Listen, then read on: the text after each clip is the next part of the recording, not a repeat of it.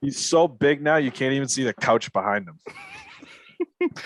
And when he comes in this screen, right, you guys are cunts. right there. You guys are such fucking cunts. I could hear fat jokes being played. What fat joke? Fuck you! You weren't saying fat joke. I heard something say, "Look at that fat ass." Something like that, Bill. It's not your ass. Your hips, PHAT, baby. your hips look great. I got lesbian hips. It's just the upper torso looks like a bag of potatoes. It's all in my family. My dad's the same way. Huge belly, upper body, fucking small ass legs. Well, you know what you look forward to in life now. Yep. Diabetes. I thought you were going to say nightly moderate blowjobs. Ray don't get those. Oh, that's right. It's only every other Wednesday. Grooming day for Bill. Oh, from my mother you're talking about. Yeah. Sorry. Good way to keep up there, Doughboy. Thanks. I was getting a beer. Woohoo. Gotcha. Oh, fuck you, Bill. We're going to call you Fat Tits Ray from now on. Oh, God. I got to go on a diet. Should we Feels like bags of sand. Is that from a 40-year-old version? Yeah. Have you ever grabbed a titty? Felt tits, man? Me so horny. Me so stupid. I fucking love that movie. Great movie. Super long. That was like the first. It turned into wicked stupid at the end, though, when it turned into a legit love story. Like, I was all right, I'm a little done with this. Apatow, like, he just went on to make 6 or 7 of those exact kind of plot lines for movies. Just 40 minutes too long, trying to pull it in at the end. But yeah, anyway. Should we spoil we've been recording for 30 minutes. We haven't done this in a year. I guess it's my fault. I'm going to blame it on Zoom. But we're going to try and repeat the aggravation here as we move into this show. We'll start with something that should allow us to do that. But before we do that, allow me to welcome to the Simple Minds Sports Show, Friday Headlines, August 20th. If you're watching, got it. Yeah, the second time. Second time I got it. I was a little hesitant. He was very well. Yeah, I was gonna say. If you're watching on YouTube, please subscribe. If you're listening on the podcast, wherever you get your podcasts, Apple, Spotify, Anchor, follow us, subscribe, wherever you do, tell your friends. Welcome to the Simple Minds Sports Show.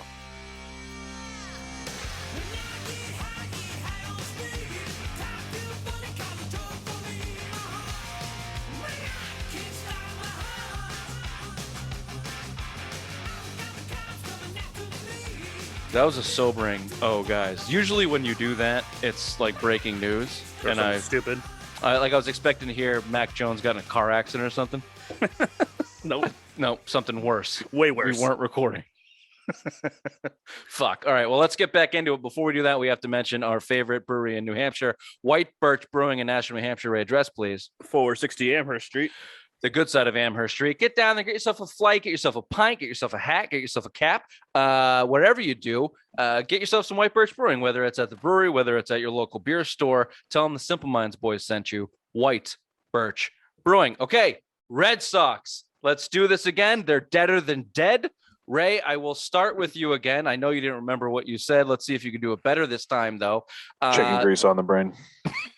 It gets swept in New York by the Yankees. They lose their playoff position. Anthony Rizzo shoves his gigantic dong down your throat with a Bobby Dahlbach plate, side plate, just for you to swallow up afterwards. Wait, you guys haven't heard Bobby Dahlbach leads the majors in OPS in August? You haven't heard that? No, he's stellar. We did have the Bobby Dahlbach watch for 5 months, see if he could get above 200. Let's just completely forget that for 2 weeks of hitting. But more importantly, Ray, you were on the Chris Sale's back, Jesus is back, the Red Sox are back train as they swept the last place Orioles. Now, 3 days later, they have been swept by the Yankees. They're out of the playoff position. They have lost a 10-game lead in under a month. How you feeling about your Red Sox, Raymond? Dead. This team's dead. I had hope. I'm the homer of this group. You know, I just thought there was going to be a shimmer of light. They'd pull something out, but nope. This team's dead. They've given up on the season. This pitching is atrocious. That's what Kelly says when she talks to your penis. No, and our therapist too. And the nerds have officially killed baseball. I'm not beating that. That's fine. She doesn't listen to the show anyways. Tanner Huock pitched 4 innings the other night. Should have went longer, but the nerds killed it because they don't want him seeing the after the third time around, coming up to batters again. So yeah, the Nerds are killing baseball. The Red Sox are dead. Football season is upon us. Thank fucking God. Yeah. We said it in the non-recorded portion. I agree with you on the Tanner Hoek thing, Bill. I know you don't, but for good reason, Bill, I guess, if you want to side with the Nerds on this, but he's a nerd.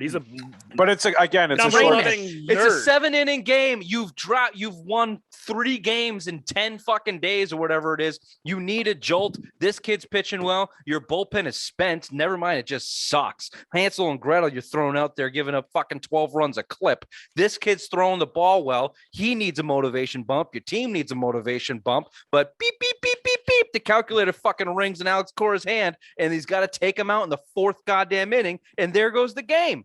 There goes the game. And we can't. I'm going to make a big deal about everything this Red Sox team does because it all matters right now. This series, if you took 2 or 3, you're firmly in a wild card position moving into the last month of the season. Now you're firmly out of a wild card position moving into the last month of the season. So it matters. It fucking matters. And never mind the last game, like that they don't even goddamn show up. How many runners can they leave on base, Bill? Yeah, it's pathetic. I mean, like, in our unrecorded version, it's the biggest series of the year this week against the Yankees. You had the makeup game after the All-Star break with COVID. This is where it was added in right there. And you saw the shortcomings of what your team did at the deadline. You saw every member or every player the Yankees picked up at the deadline make immediate impacts against your arch rival, the Red Sox, right? Joey Gallo hit a home run. Fucking Anthony Rizzo lit it up the last game. And then Andrew Haney pitched last night, got a win in the 3rd game, which the Red Sox acquisition, Kyle Schwarber, can't hit left-handed pitching. So where was he on the bench? Because he's played 4 games since July 31st with the Red Sox, or 4 games since July 5th when he went on the DL. But since you got him July 31st, and it's like, again, you ownership, Heimblum, front office, those are the guys you're blaming on the shortcoming of this team. There's a reason you just blew a 9.5 game lead to the Yankees, a 4-game lead to Tampa, and you're out of the playoffs. You went from 1st to 3rd in a month by 10 games. That is incredible. You saw 2011, you blew it going into September when you went, 6-18 or whatever fucking record he had. And it reminds me a lot like this. I've been saying the bottom's going to fall out. The bottom's going to fall out. It fell out. The 34 come from behind wins. You saw it. You're overachieving in the first half. Playing losing baseball, you just got lucky. Those are the games you're going to win. This series are games you should have won that you're winning in May. You're winning in June. You didn't see it. The team has no heart right now, and I'm sorry. You just don't. They're dead. Dead man walking. And it's really hard for me not to tie that back directly to the deadline. And what we just talked about this, the idea of this team was not worth investing in because you're seeing how they play now is bullshit, because they played over their head before the deadline. Yes. But this style of play, the way they're playing now, the lack of wins that they're getting now is way below their ability to play. So if it was just a matter of them coming back to earth, then they would have played 500 ball, a little over 500 ball, and they'd still be in the playoffs. But no, you cratered this fucking team with your lack of ability to either execute at the deadline or pay at the deadline.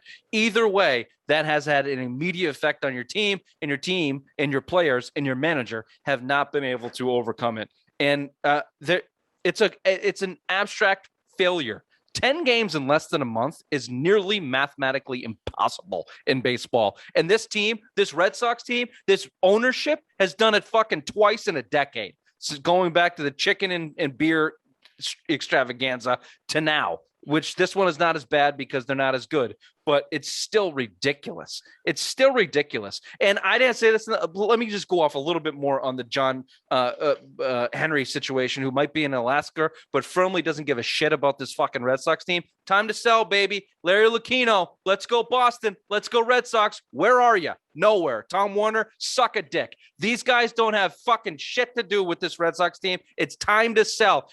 Your 4 World Series after 04. Bill, I was thinking about this today.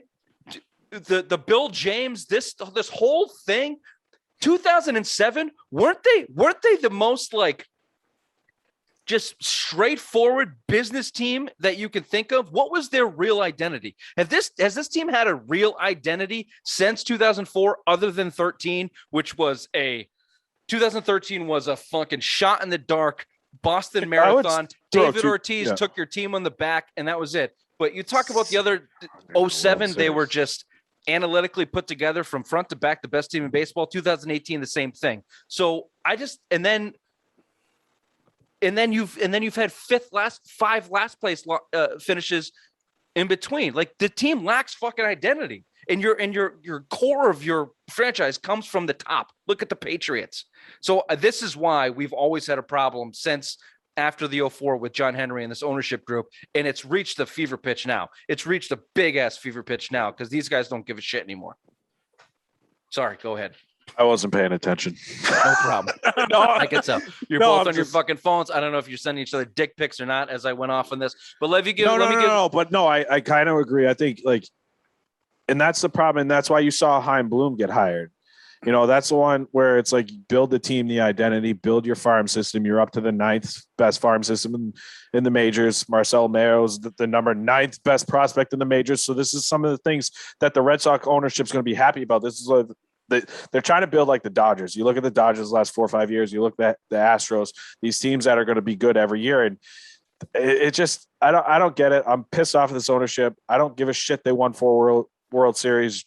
John Henry could go suck a bag of dicks for all I care. Like, I'm just tired of it. Yeah, him and his young wife, they can fucking come all over the Boston Globe for while they're at it. I know you guys don't like soccer at all, but obviously with the Liverpool thing and the Super League they're trying to create, I heard there's going to be some heavy-duty lawsuits. Do you think that John Henry's trying to save a pretty penny because he knows he's going to get? Yes. It's all money, right? There's a new CBA coming with baseball. We saw the Yankees trying to stay under the luxury tax. Everyone's crying poor because of COVID, which is bullshit. Fuck you, Major League Baseball teams and professional athletes crying, and professional sports owners crying poor because of COVID. Fuck. How much money do you think like a team spends a year? Like, I know the Red Sox just on payroll is like $200 million, but like everything else, travel, hotels, all that shit. And especially in a COVID short year, when you played 60 games, how much money, like, I get you're losing fan attendance. I get you're losing probably advertising or whatever, but like, how much real money are they losing, like, in a 60 game season? Like, you know what I'm saying? No. Like, yeah. I mean, it's baseball won't open up their books, so we don't know, but that baseball is a big ticket sale sport, right? Same as hockey. So, their game attendance does account for a decent amount. I paid $45 to sit in the bleachers for the Yankees game. There you go. Well, either way, concession, but they're not in the red. Their margins are just smaller. They're worth $2.3 billion. How much is the $1 billion TV contract that's your fucking money? It's not the couple $100 million or a couple tens of millions that you're making in ticket sales. Your margins are just smaller. So maybe whatever fucking CEO is running whatever portion of the team doesn't get a big enough bonus that year. Fuck that. I don't want to get in and they own Nesson. If the Red Sox are trying to cry poverty, you own your fucking network, and you still get money from the Major League Baseball network. You get money from their TV deal, and you own your own 80% of the fucking, or 75%, whatever they own in Nesson. So it's like, if they're crying poverty, you own your network. How much money is that fucking network making? They don't do shit for shows, Charlie Moore Outdoors and other fucking shit like that. That could play. John Henry, and in taking into consideration the soccer, Ray, Liverpool is not short for money either. So, of course not. But he's going to have to pay a lot of legal fees. Well, and all that shit. Your original point before we went off is a good one, that all of that is tied into the decision making with the Boston Red Sox and their lack of ability to do anything or want to do anything at the deadline, which has led to their demise. However, let me give you one ray of sunshine here in a couple minutes, because football season's here, but it's a few weeks to the regular season, so baseball's still on my mind. Let's see if we can sneak into the playoffs, shall we? Let me give you the remainder of the schedule, what I think is going to happen. You've got 15 games left against last place to second to last place teams in the Rangers, Orioles, Twins, and Nationals. I'm going to say you win those series, which means 2 out of 3. That's 10 wins. You've got 6 games against the Indians. They're an under 500 team. Terry Francona has left because of health reasons. They seem to be mailing it in. Let's say you get 4 to 6 wins there. You got 3 games against the White Sox. Great team. Bill, you and I have them going to the World Series. Oh, they're healthy. Let's say you don't get swept. That's 1 win. 3 games against the Mariners. They're okay. Let's see. Positive thinking, pick up 2 wins. 2 games against the Mets, split. 7 games against the Rays. This could make or break your season, but let's give them 3 wins out of 7. Okay? I'm going 1-6. That's probably close to the bone, but let's go with me a little bit. 3 games of the Yankees, I'll give them 1. Can you not get swept by the Yankees again in the biggest series of the year? Let's give them 1 win there. Bill, that's 22 wins out of 39 games. That's playing 564 ball. I think they got to play around 600 ball to sneak into the playoffs. You're fighting with the Athletics and the Yankees for the wild card spot. And by playoffs, I mean get into that wild card game, give Chris Sale the ball, see if you can get into a divisional round and see what happens. Do I think it's going to happen? I do. Do you know why? Because this is the perfect season for Chaim Bloom and John Henry, those cheap fucks, to claim victory for the Red Sox to get into a playoff game when they were only supposed to win 83 games, according to Billy Baseball. So they're going to go on this great run and give us all this momentum before the All-Star break and the deadline. They're going to shit their pants and they're going to backdoor into a playoff game, and they're going to claim success across the city of Boston. You know what that sounds like? Prediction. You know what that sounds like? Every month when I step on the scale and I said, you know what, I need to go on a diet. I'm going to lose 5 pounds. And then the next month comes and I gain 5 Show pounds. me potato salad. Yeah. What you have is optimism, my friend. I'm glad it's positive, but this is going to be a really bad rest of the month for you. You think that's optimism? I just painted you like the worst case scenario. Yeah, but you think they're actually going to pull out some of these series wins? They're not going to win. This team is mentally checked out. They're done. They're pissed off at management. Yeah, they are caca. They're pissed that management didn't go out and get what they needed to address, like a bullpen, a first baseman that can actually play. So yeah, I think they're done. They're just giving up on the season. Dahlbuck leads the league in OPS since August 1st. Can I just give you? This is not optimism, but I just think they swept the Orioles, who are the last place team. They should be relegated. I get that. But they're playing 15 of those teams. They're playing 15 of those games. So they could win some of those games just by showing up because they're better. And they were also in that first game in New York in the doubleheader, and they shit it away. In the top of the 7th, they had bases loaded with no outs, and they shit their pants. Well, Nick Pivetta lasting 1 2/3 inning last night didn't really help either. No, well, Nick Pivetta is every other game he's good. So next time he comes up, he should be okay. He'll pitch 4 really strong innings, and we'll give him a fucking Medal of Honor. Yeah. I just think that I don't think this team is quite quit. I don't think they've quit. And Ray, God damn it, I think Chris Sale will have a little bit of an impact, and then not totally quitting this season. Well, and was Jesus Christ here? And by that, I mean that they're not going to go motherfuckers need Jesus. That's what the Red Sox need, Jesus. They're not going to go gangbusters, but they were in these games. They just didn't finish. Tuesdays at Irene's. They were in these games, but they didn't finish the way they were in the season. And I don't think that they're good enough to go, but they're playing enough bad teams where I think that a non-quitting team can win enough to push for the playoffs. Never mind the Yankees are going to beat up on each other on the AL East, and the Athletics lost one of their best pitchers, getting his face smashed in by a baseball, and they are known to choke shit away themselves. So this is where my thought process comes in with the Red Sox and why I believe they'll be in a playoff game come the October. Ray, how high are you right now? Not very. No. Okay, just checking. Great. Raymond? Yes, sir. It is the second preseason game for your New England Patriots. Our New England Patriots. Our New England Patriots. Obviously, all our eyes are on the quarterback position. Still, I think that then is wavering just a bit. I think, at this point, reports out of camp, the way that Belichick's talking, the way that the reps are going, Cam Newton will be the starter in week 1. But for how long will he be the starter? I think it does raise some questions for this game and what it looks like. Does Bill get the Belichick I'm talking about, does he get unique in the reps that he gives him? By that I mean, does Cam Newton get quarter number one with the ones? Does Mac Jones get quarter number two with the ones? Or is it more traditional Cam Newton gets the half?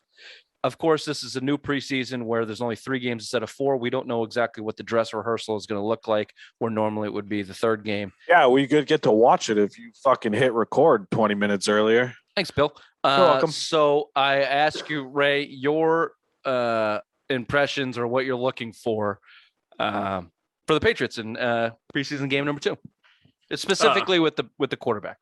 Yeah, you're just going to want to see who outperforms. I mean, Cam Newton didn't have a really great first preseason game. That strip sack, that was the end of his day right there. And Mac shined 13 for 16 or 17? 18.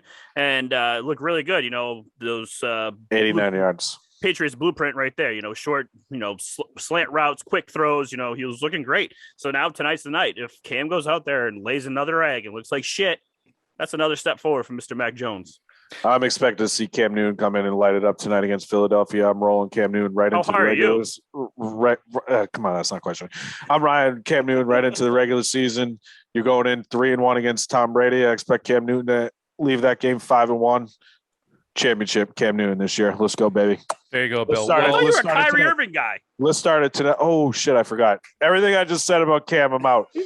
I want Mac Jones to dominate tonight. I don't want any part of Cam Newton for the rest of the fucking year. Guy can't throw. He did not look good against a shit Washington team.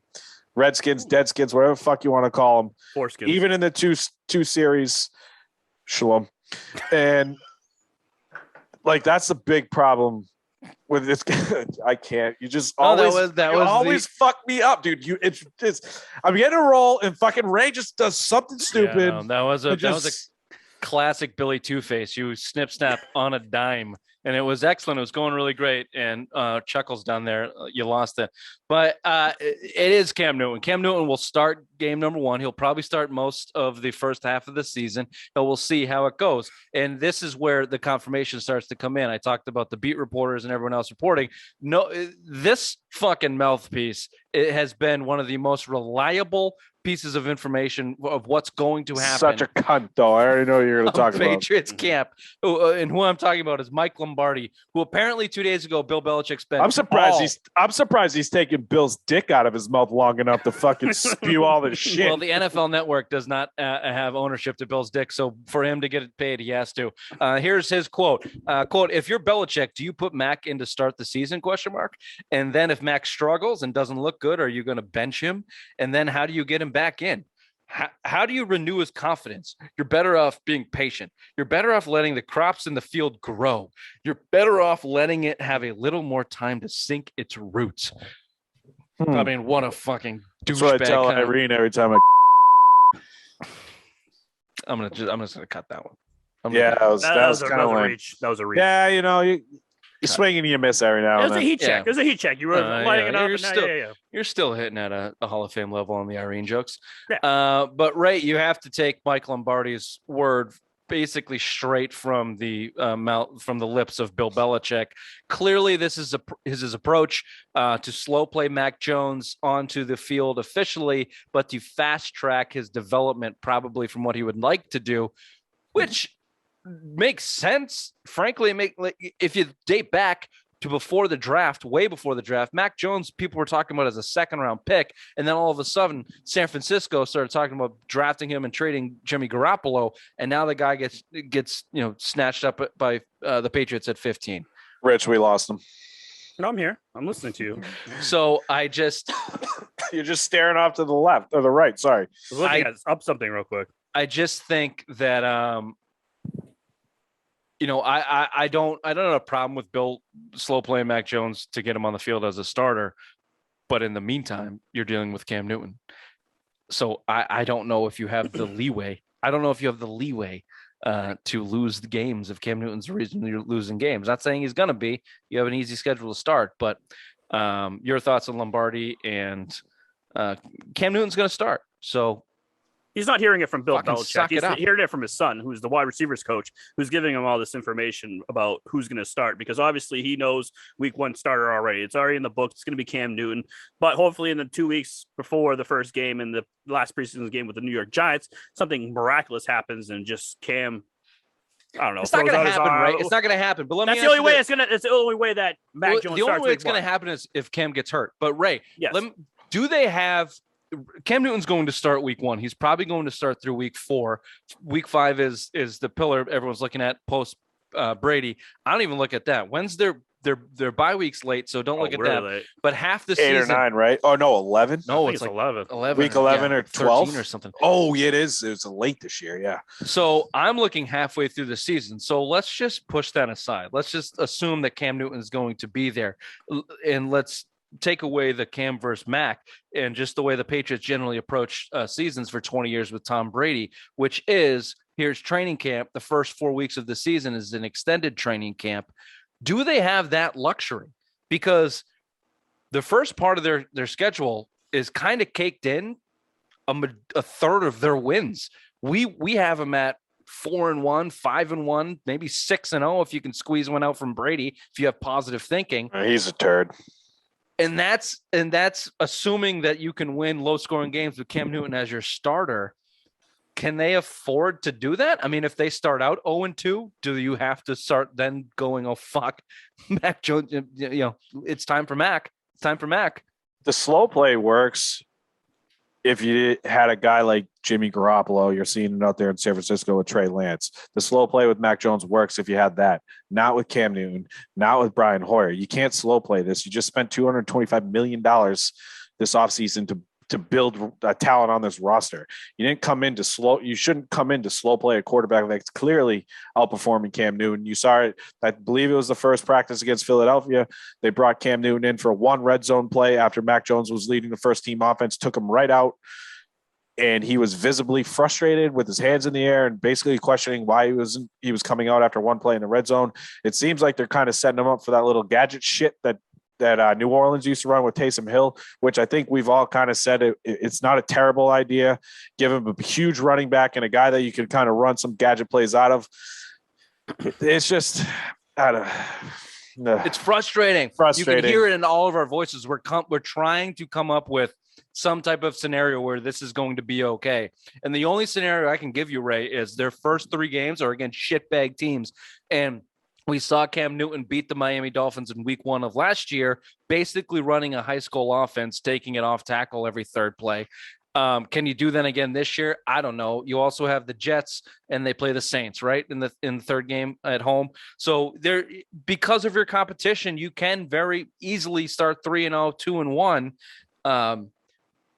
But if you're 2-2 after the Brady game and Cam Newton has looked like shit, can you afford to continue this quasi training camp into the season as the Patriots have liked to do in the past with Brady? Yeah, I mean, that answer is pretty obvious, right? And it's like you can't wait to the bye either. It's December 13th.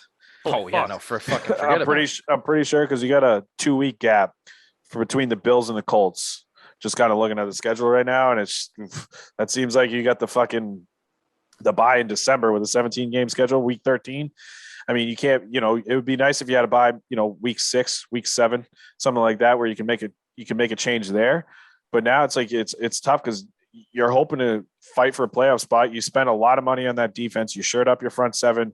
And if you get Stephon Gilmore back and healthy, I mean, your defense is the strength of the team. So you potentially could win games with Cam Newton struggling in low scoring games, but you saw the difference from Mac Jones and Cam Newton in game 1 in the preseason. It looks like a totally different offense. It kind of looks back to that old 2000s offense where quick throws, quick slants, timing routes that you cannot run with Cam Newton. So you can't, it's hard. I don't understand how they can have 2 completely opposite different quarterbacks where you have a completely different offense. It doesn't make sense. It doesn't make sense. The Ravens did it though with Joe Flacco and Lamar Jackson.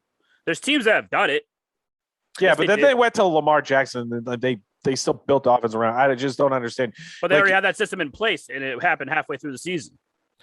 It's a good comp, right? It's a good in the opposite direction, right? It's like you start out with a vanilla passing offense, and you move. It's easier to go running offense when you have a running quarterback than it is to go from a running offense to a passing offense.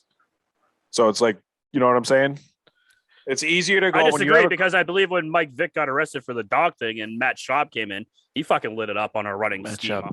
did light it up. Dude, he also set a record for most pick sixes in NFL history. Fuck That was Matt years Schaub. later. The That other was thing, years later. can I add something to with the Mac Jones thing? The thing that Wait, wasn't Matt Schaub with Houston?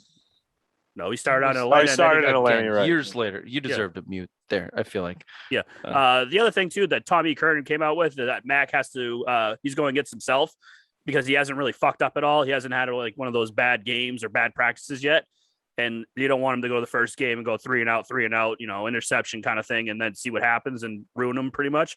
But I feel like you just got to let him go. You just this kid's a first round pick. If it doesn't work, but it's I think address it next year. I think I mentioned this last week. It's a lot to do with Cam Newton too, or Monday, whenever it was. I think it's a lot to do with Cam Newton. So it's like if you're not going to start him, you're cutting him, right? You're going to cut him before week 1 because I think we all agree his attitude and piss poorness will shine bright. No, I think you're going to get a better attitude Cam if you let him start the season and then bench him for poor play if he was legitimately poor play. But I mean, if you look, I've thought Mac Jones has outplayed him, but you read some guys and they're kind of neck and neck, right? So if you think about it that way, it's like I think you're getting a better attitude Cam if you bench him halfway through the season and go to Mac. But I think have that's a bad attitude either way. No, I don't think so. But Bill's point is valid to the point where I don't think that if Cam Newton is not the starter, I don't think he can be on this team if he's not injured. We mentioned this in last show. I think, but if Bill Belichick is looking at it, I think that if he goes to Mac, he needs to know that this is it. We're going and we're not moving backwards. We're moving forwards. And he may be hesitant to do that developmentally from Mac Jones' perspective, physically from his perspective. He's a rookie quarterback. He's small on the small side. So he may look at it and go, this kid's not ready to really play NFL football yet. And I can't go back and forth with Cam Newton, not because of Mac Jones' psyche, which I love, by the way. Everything out of camp, this guy is a fucking stud. But because of Cam Newton's psyche, I can't pinball Cam Newton. If Cam Newton loses starting job, he's gone. He's out of the locker room. So Bill Belichick maybe thinks in his mind, if I go to Mac, this is it. It's one move and that's it. So I don't think he's out of the locker room, especially if he loses. Has to be. If he loses, disagree. I think he's he has to be gone. Before week 1, if he's benched in week 5 after losing to Tom Brady, he's gone. Either way, if he's not the starter week 1 or halfway through the season, you have to cut him. You have to just get rid of him. All right, that's a lot. We've done a lot of the ruin quarterback. Mac Jones. Yeah, I agree. That's a lot of quarterback talk, and I think everyone's kind of on the same page there. In a minute or less, I want to talk about the Gilmore thing because he's still not on the field, and you've got Gilmore camp and you got the Patriots camp. I lean a little bit towards the Patriots camp here. This guy is in his 30s. He's coming off a quad injury. He's yet to touch the field, but he wants a raise. They got the money to pay him. They probably should pay him, but shouldn't he just show a little faith and go out there and practice for a fucking couple days? Pay that man his money. Just bump him up for a year and then revisit this shit last year. You've done it with Brady. You did it with Gronk. The last 2 major guys on your team that wanted money.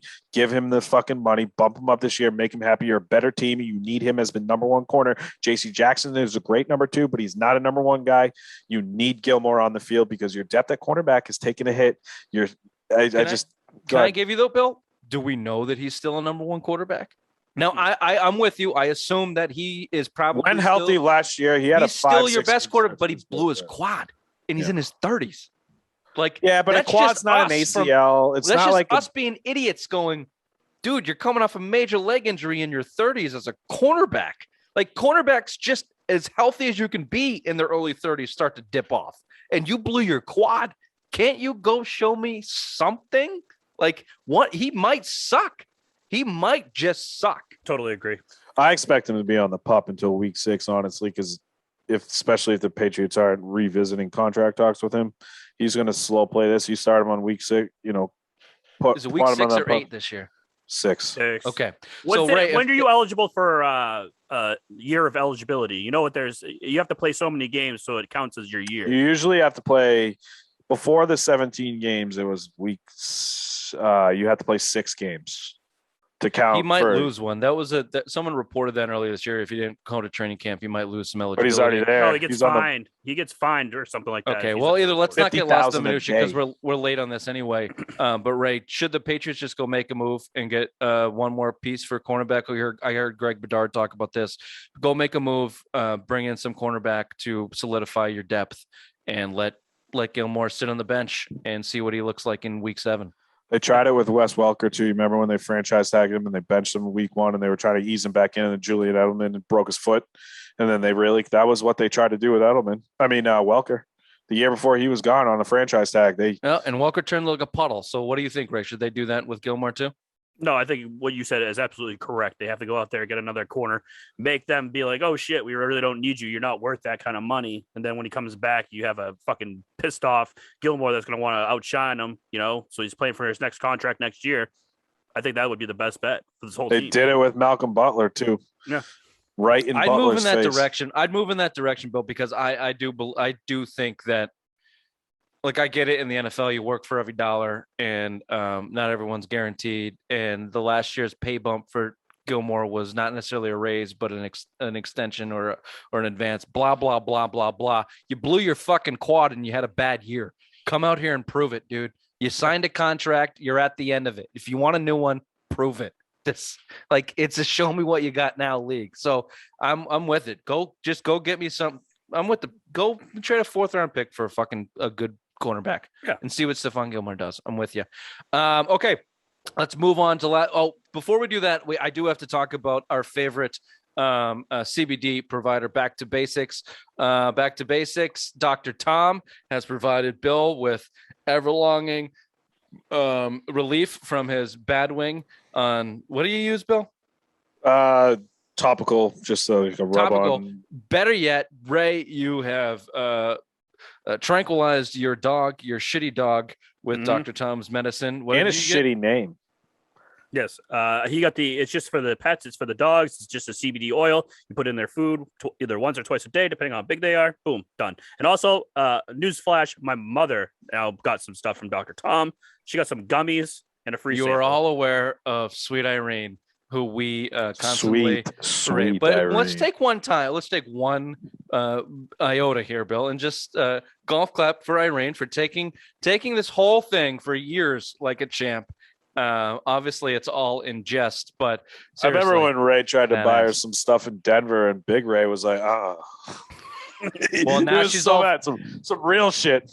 Now she's all for it. As long as it's from Dr. Tom, I would be too. The best CBD in New England. Go to backtobasicsllc.com. That's BAK2 basicsllc.com. With every order, you get a free sample. Say it again. Free sample. That's an absolute no-brainer. Go get your dog medicine. Go get your bad wing medicine. Go get your mom some tranquilizers. Whatever you need, talk to Dr. Tom at backtobasics.com. I could use a little bit, because when the hell did this happen? Beginning of the week, Tuesday, or was it Monday night? Monday or Tuesday, yeah. I'm talking, of course, about the Marcus Smart extension for the Boston Celtics. 4 years, $77.2 million extension that has a lot of people going haywire one way or another. Ray, I know you have some opinions about it.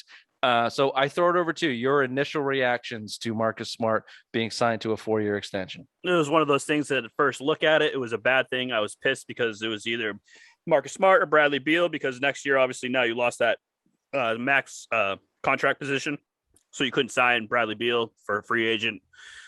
But then Rich started talking me off the ledge. So now I'm kind of liking it, because it's a great trade deal that if you did want to go get a superstar, now you can make the money work. And you have that trade kicker in there as well to make Marcus Smart happy. So I am now for this deal because Rich talked me off the ledge. It's not hard to talk Ray into whatever you want to do. Nope. Bill, as the anti-basketball NBA enthusiast, your thoughts on Marcus Smart? Get him off the fucking team. It was so fucking stupid. 4 years, $77 million. It's fucking dumb. I understand you traded Evan Fournier for a trade exemption that you can't combine with Marcus Smart to get a guy like fucking Bradley Beal or another goddamn superstar. It's fucking horseshit. Save the salary cap space. He's a cancer. He is testicular fucking cancer to this goddamn team. Get him off. Get him off. Get him off the fucking team. None of us wanted him signed. None of us. I don't give a Ray. Get back on your fucking ledge because you don't want him off. You want him off. You want him on his fucking team. I don't think the Jays like him. I think Tatum fucking hates him. I think Brad's the guy that likes him. And I wouldn't be surprised if you saw Jaylen Brown fucking FaceTime and Scary Terry. Would you rather have right now? Scary Terry at $94 million or Marcus Smart? I'm taking Terry Rozier every day of the week over fucking Marcus Smart. This is dumb. And I'll give you 77.4 million reasons why it's dumb. His name's Marcus Smart. Dumb. Fair enough. I didn't want him to. I'm not going to say I started the trade Marcus Smart movement a year and a half ago, whenever we started this. But we also said he was the captain of the team. Oh, just one game. That Toronto game, you look like shit after. But look, I think that he is a problem chemistry-wise in the locker room. There was some conspiracy theories floated out there. Jason Tatum sent him an Instagram, hallelujah, hands up, whatever. Jaylen Brown did not. Maybe he liked it though. Okay, he liked it. Maybe Jason Tatum wants Smart. Who gives a fuck? Maybe Jaylen Brown is the guy out. I think that is a mistake. Either way, let's let those cards fall as they may. We'll talk about it more on another night because we're late. I'll just say this about the Marcus Smart signing. You were going to start the season with Marcus Smart, okay? He was either going to be a guy that was an expiring deal that you let go in order to open up cap space to sign a max contract, or that was it. He was not going to be moved this year. So you were starting this year with Marcus Smart no matter what. So now you're starting this year with Marcus Smart getting $19 million a year with a trade kicker. And I have to imagine that a conversation was had with this guy over the last several months that, look, Marcus, here's the deal. Stop shooting the fucking basketball. You need to understand your role. This is what we want your role to be, yada, yada, yada. Here's Ime Udoka. He's a defensive guy. You're a defensive player. We want you to focus on that part of your game. If you can do that, we want you to be part of the Boston Celtics. But, oh, by the way, if you can't, here's a 15% trade kicker because we might send your ass out of the fucking town if you keep shooting 22 shots in a clinching series game. I have to imagine that conversation was had. I have to imagine Brad Stevens knows exactly the type of player that Marcus Smart is. Cheek golly, Marcus Smart, please stop shooting. Marcus Smart is not a guy that you've watched Gordon Hayward basically walk away for nothing. You watch Al Horford basically walk away for nothing. You watch Kemba Walker walk away basically for nothing. You had to give up a first-round pick. Can you let another guy, Marcus Smart, is say what you want about him, he's a two-time All-NBA defender. You want to let another guy walk out of the system for fucking nothing? Sign him. See if you can be part of a sign and trade. That's the only way you're probably going to get Bradley Beal anyway, because you have all of these assets you got to dump to clear the space. See if he can be part of a piece to be moved. I have to imagine Brad Stevens is looking ahead saying, if there's a deal possible, Marcus Smart will be a part of it. And if not, then we will try to trade him down the line. If he's part of this team at the end of next season, moving in the offseason, then I will bash him for this move. But right now, I think it was the only way to go. Because you get Marcus Smart in a contract year, Bill. You get Marcus Smart in a contract year without a contract. Good fucking luck getting him not to shoot. Good luck. Now he's got $19 million for 3 years in a row. He doesn't have to shoot. Bill, would you pay a guy that's averaged 10.2 points a game, 3 assists, and 4 blocks? Depends on the player. Marcus Smart. No. This has been the Simple Mind Sports Show. Friday headlines, August 20th. We'll catch you on Sunday. Bye-bye. Bye-bye. Bye.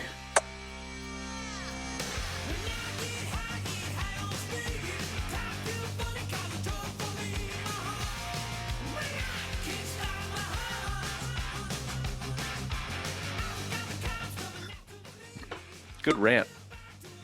Very good rant. And I didn't fuck it up with a stupid joke this time. Yeah, well done. Very high. That's usually what happens is, we get on good points and then you just ruin them all by just being here. Yeah, that's true. No.